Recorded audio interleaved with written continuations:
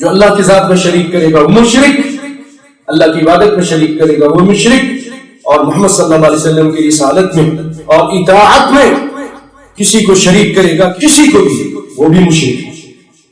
اس کو اچھی طرح سمجھتے ہیں۔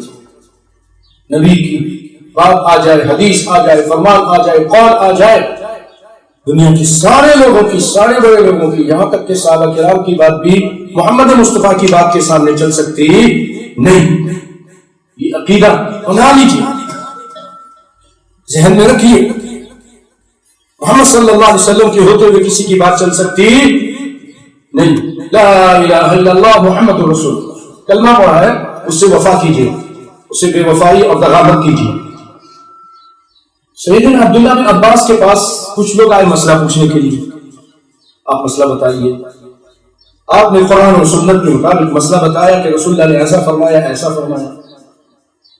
تو لوگوں نے کہا، اے عبداللہ بن عباس، آپ کہہ رہے ہو رسول اللہ نے ایسا فرمایا، ایسا فرمایا، ابو بکر تو ایسا کہتے ہیں، عمر تو ایسا کہتے ہیں، رضی اللہ عنہم اجمعین۔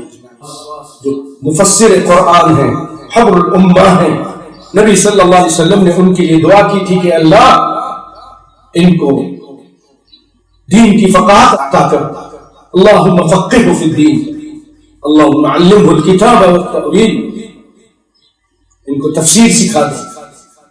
یہ وہ عظیم صحابی ہیں، مفسر قرآن، یہ فرماتے ہیں کہ تکاد السماء ان تمطر علیکم حجارہ اقول لکم قال رسول اللہ صلی اللہ علیہ وسلم کذا وتقولون قال ابو بکر کذا وقال عمر کذا۔ اس کو اچھی طرح سمجھیے۔ سیدنا عبداللہ بن عباس کہتے ہیں، لوگوں میں تمہیں رسول اللہ کا فرمان سناتا ہوں اور تم کہتے ہو ابو بکر نے ایسا کہا، عمر نے ایسا کہا، نبی کے فرمان کے مقابلے میں قریب ہے کہ آسمان سے تمہارے پر پتھر برسے۔ ہم فلاں ڈاکٹر کا قول پیش کرتے ہیں، فلاں فقیہ کا، فلاں محدث کا، فلاں امام کا، نبی کے قول کے مقابلے میں، حدیث کے مقابلے میں فلاں امتی کا قول پیش کرتے ہیں۔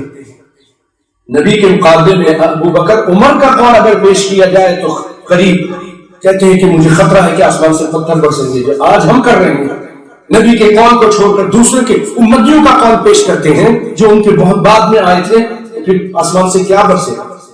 اللہ اس کے رسول سے بے وفائی مت کرو، جس کا کلمہ پڑھا ہے اس کی بات مانو، اللہ اس کے رسول کی بات مانو۔